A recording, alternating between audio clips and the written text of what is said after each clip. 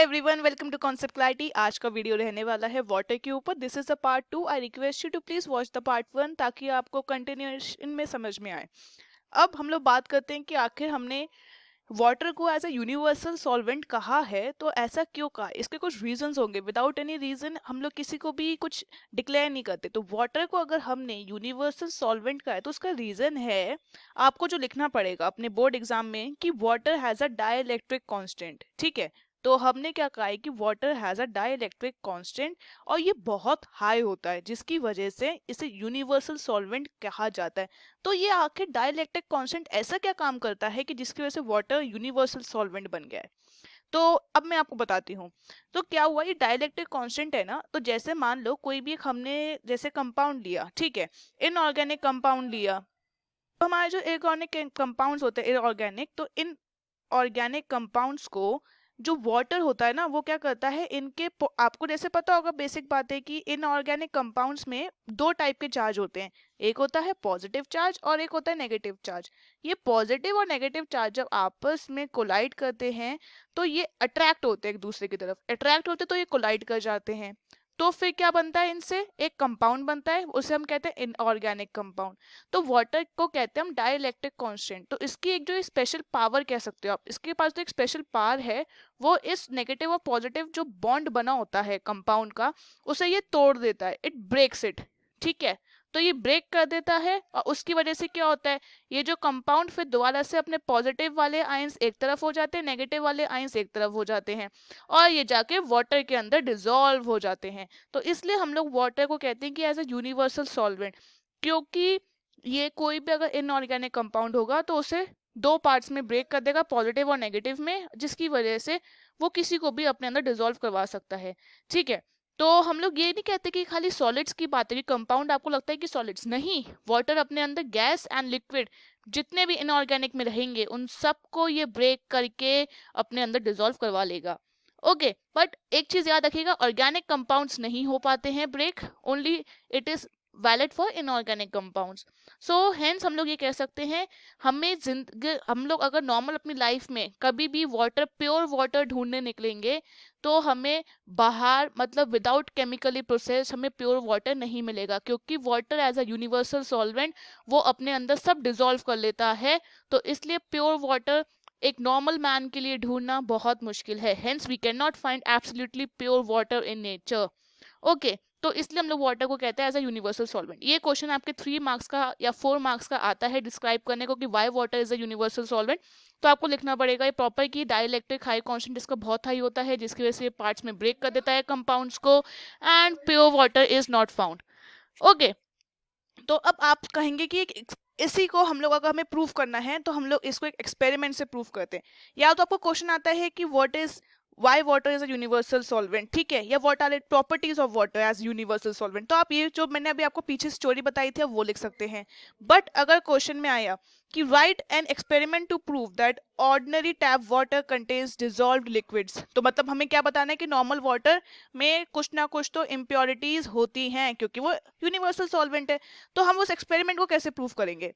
तो हम लोग क्या करेंगे इसमें, बेसिकली टैप वाटर जो होता है, मतलब टैप वाटर जो हमारा नॉर्मल पीने का पानी होता है, जो आपको म्यूनिसिपल पार्टी के थ्रू आपको घर पे आता है आपके टैप्स में, तो हम लोग उसे रखेंगे एक ग्लास, इसे वॉच ग्लास कहते हैं। वॉच ग्लास एक केमिस्ट्री में, जैसे हमारे जो नॉर्मल एक ट्रे होती है ना, तो उसे हम लोग केमिस्ट्री में एक अलग टाइप का ग्लास होता है, उस ट्रे टाइप जो ट्रे होती है वो ग्लास की बनी होती है, तो उसे हम लोग वॉच ग्लास कहते हैं। उसमें हम लोग क्या रख देंगे, टैप वाटर, हमारा जो घर का पीने वाला नॉर्मल पानी है, ठीक है, और एक बीकर रख देंगे। उस बीकर में नीचे हम लोग इसमें भी नॉर्मल एक वाटर रख देंगे, हमारा टैप वाटर ही, और हम लोग इस वाले पानी को हीट करना शुरू कर देंगे। तो आपको मैंने ये फ्लेम बना दी, what is this is the flame, और ये पानी हीट होना शुरू हो गया। ठीक है, सो वाटर इज हीटिंग, ये आपका टैप वाटर है, ठीक है, और ये हीट हो रहा है। ओके, और ये बीकर का भी अगर आपको मटेरियल जानना है, तो हम लोग बीकर का जो मटेरियल होता है वो होता है silica glass tube, silica glass tube का। अब हम लोग क्या करेंगे, इसे हीट करते रहेंगे। ठीक है, उसके बाद हम लोग हीट करेंगे, बॉईल करेंगे वाटर को for the few times, and हम लोग फिर बॉईल करने के बाद फ्लेम हटा देंगे और फिर उसको थोड़ी देर कूल करने के लिए छोड़ देंगे। उसके बाद क्या होगा, हम लोग वॉच ग्लास में देखेंगे कि ये हमारा वाटर ना इस तरीके से होगा और उसमें ना कुछ कॉन्सेंट्रिक रिंग्स बनी होंगी, मतलब एक ऐसे आपको रिंग्स दिखेंगे, कॉन्सेंट्रिक रिंग्स। तो ये कॉन्सेंट्रिक रिंग्स बताती हैं कि आपका जो नॉर्मल टैप वाटर है वो प्योर नहीं है। उसके अंदर ये जो कॉन्सेंट्रिक रिंग्स है उससे हमें पता चलता है कि उसके अंदर इम्प्योरिटीज हैं, इम्प्योरिटीज प्रेजेंट है। इम्प्योरिटीज कह सकते हो, या फिर कुछ इनऑर्गेनिक कंपाउंड्स हैं जो उसके अंदर डिजोल्व हो चुके हैं। ओके, तो आपको ये कॉन्सेंट्रिक रिंग्स ही हमें एक प्रूफ देती हैं कि कुछ solids are still left in the water. Evaporation के बाद भी आप देख सकते हैं ये रिंग्स किसकी बनी, किसकी वजह की बनी है, कुछ कंपाउंड्स या कुछ आपके सॉलिड्स जो वाटर में पहले से डिसॉल्व थे उनकी वजह से रिंग्स बन चुकी हैं। तो आपको ये पता होना चाहिए। ठीक है, तो आप लोग मुझसे कहोगे कि मैम अगर हम लोग वाटर हमारा इम्प्योर होता है, मतलब उसके अंदर कुछ सॉलिड्स होते हैं, तो मतलब that is harmful for us? No. तो मैं अब आपको बताऊंगी ये 2 मार्क्स का क्वेश्चन कि what is the importance of dissolve liquids in the water. ठीक है, डिसॉल्व लिक्विड्स कह सकते हो या डिसॉल्व सॉल्ट्स इन वाटर। तो ये भी जरूरी है, हर चीज का अपना कुछ इंपॉर्टेंस होता है। तो इसका इंपॉर्टेंस है क्योंकि it is essential for the growth of plants. ठीक है, तो इस जरूरी है dissolve salts for the growth of the plants. And after that secondary इसका इंपॉर्टेंस रहता है क्योंकि ये वाटर में टेस्ट ऐड करता है। जो आपको वाटर का, आप किसी अपने फ्रेंड के घर पे जब पानी पीते हो और जब अपने घर पे पानी पीते हो आपको एक टेस्ट में डिफरेंस दिखता है। So it is just because of the dissolve salts in the water, so it add taste to the water. आप कभी डिस्टिल वाटर पियोगे, इट इज टेस्टलेस। तो हमारा जो नॉर्मल टैप वाटर होता है, ठीक है, तो it adds taste to the water, उसमें वाटर में टेस्ट होता है। सेकंड हमारा एक और पॉइंट रहता है, it is very important for the essential body minerals. हमारी बॉडी में कुछ मिनरल्स जो होते हैं वो हमें इस डिसॉल्व सॉलिड से ही मिलते हैं। So it adds minerals to the body of human bodies exactly, अगर हम लोग बात करें तो। ओके, तो ये 3 इंपॉर्टेंट पॉइंट्स हैं, आपको लिखने चाहिए जब आपको बात करेंगे कि अब water as a universal solvent क्यों है। ओके, फिर नेक्स्ट आता है कि देखो हमने भी देखा कि डिसॉल्व सॉल्ट्स तो है वाटर में, पर क्या एयर भी डिसॉल्व है क्या वाटर में? तो इसका भी एक रीजन है। तो लेट्स सी, तो अब एक नेक्स्ट हमारा टॉपिक रहता है एयर डिसॉल्व्ड इन वाटर। तो air is also dissolve in water, हमें पता है क्योंकि air is present in the dissolve state in the natural sources of water. ठीक है, 2 मेन कंपोनेंट्स जो एयर के होते हैं, नाइट्रोजन एंड ऑक्सीजन, हमें पता है। और जिसकी वजह से हमारी एयर में 2 कंपोनेंट्स हैं, एक तो नाइट्रोजन हो गया, दूसरा ऑक्सीजन हो गया। ऑक्सीजन वाटर में डिसॉल्व हो जाता है क्योंकि हाइड्रोजन और ऑक्सीजन ही तो वाटर बनाते हैं। ठीक है, तो मतलब air is present in the water.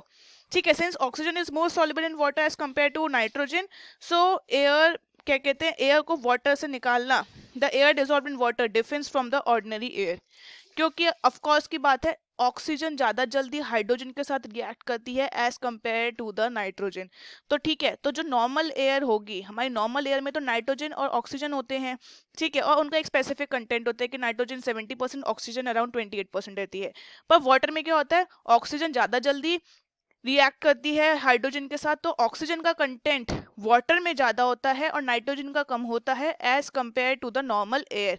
ठीक है, तो कोई अगर कहे कि यार माना वाटर में एयर होती है तो क्या वही उसका कंटेंट रहता है जितना बाहर हमारी एयर में नाइट्रोजन और ऑक्सीजन का रहता है? तो आप कहेंगे नहीं, जो एयर हमारी बाहर वाटर में होती है और जो अंदर होती है वाटर वाली, दे बोथ आर डिफरेंट, क्योंकि दोनों में डिफरेंट कॉम्पोजिशन हो जाता है नाइट्रोजन और ऑक्सीजन का। वाटर में डिफरेंट होता है और आपका एयर में अलग होता है। तो अब हम लोग एक्सपेरिमेंट देखने वाले हैं कि हमें बताना है कि टैप वाटर के अंदर एयर होती है। अगर हम लोग इंग्लिश में बात करें तो we have to show that tap water contains dissolved air या फिर गैसेज इन इट। ठीक है, तो ये एक एक्सपेरिमेंट आता है, कभी कभार आपके बोर्ड एग्जाम्स में या आपके 9th के एग्जाम में पूछा जाता है कि we have to show tap water contains air. तो मैं यहाँ पे लिख देती हूँ। ठीक है, तो ये आपकी बुक्स में भी है, आपको ये पता होना चाहिए क्योंकि ये इंपॉर्टेंट रहता है एक नॉर्मल जनरल नॉलेज के लिए भी, कि लोगों को पता नहीं होता कि वाटर के अंदर क्या क्या आपके सब्सटेंस हो सकते हैं। ठीक है, तो गैसेस को अगर हम लोग टू बी मोर स्पेसिफिक लिख दें तो इट्स एयर। तो अब हमें क्या करना है, हम लोग एक राउंड बॉटम फ्लास्क लेंगे और उस फ्लास्क में ऊपर हम लोग उसको टाइटली बंद कर देंगे। ठीक है, हमने इसको टाइटली बंद कर दिया।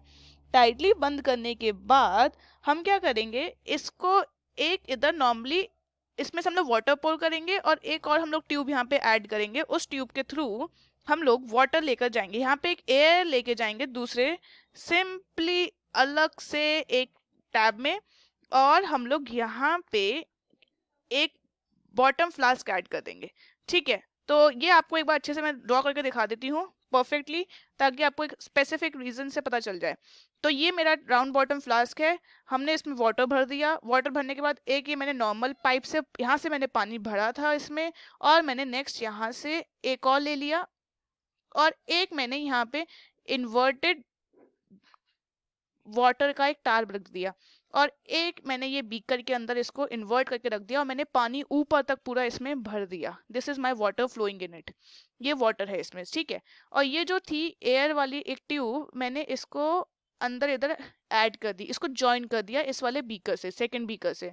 तो आप देख सकते हैं, ठीक है। तो कंप्यूटर के थ्रू बनाने में थोड़ा सा टफ रहता है, बट आप जब इसको अपने आप बनाएंगे it will be very easy to you.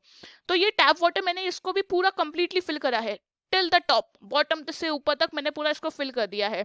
और ये मेरा सिंपली एक, और ये इसमें कुछ मैंने मार्किंग्स करी हुई हैं, ठीक है। मार्किंग्स मतलब जैसे आपको स्केल की होती है 80, 60, 40, 20, 0, ये आपकी कुछ मार्किंग्स हैं उसमें। अब मैंने क्या करा, इसको यहाँ पे कर दी मैंने हीट सप्लाई। जैसे ही मैंने हीट सप्लाई करी, मैंने देखा कि यहाँ पे वाटर के कुछ बबल्स आने शुरू हुए, और वो बबल्स निकल के वाटर के थ्रू एयर बन के ये गए यहाँ इस पाइप में।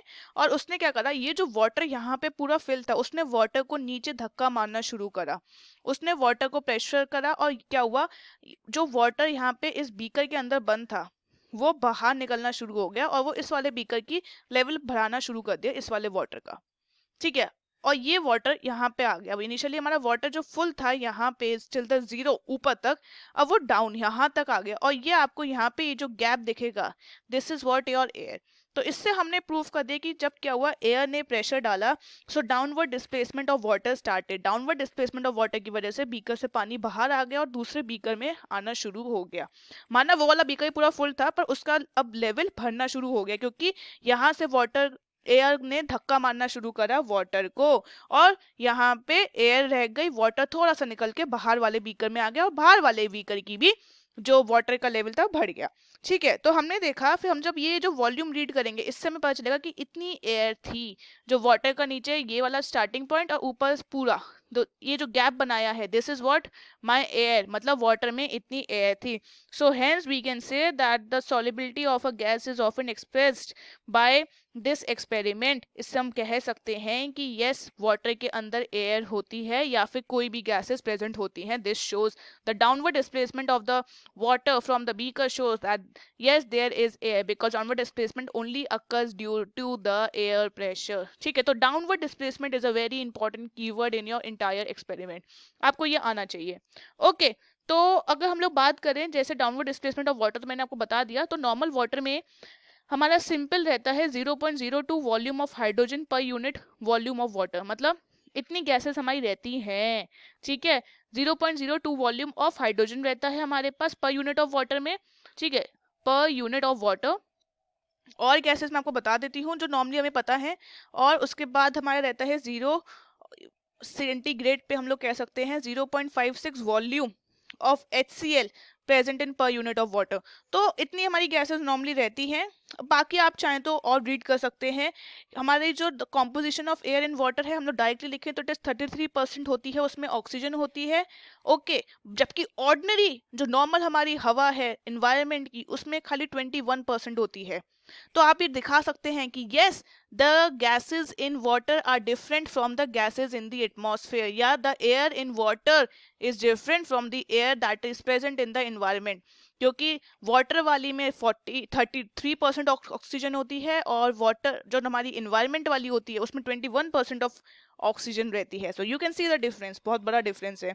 इन द सेम वे हमारे पास जो वाटर वाली होती है उसमें हमारे पास आपके पास नाइट्रोजन और कार्बन डाइऑक्साइड होती है, पर उसका वैल्यू कम होती है, ठीक है। So that's it. I hope आपको समझ में आएगा आज का topic of with these two experiments.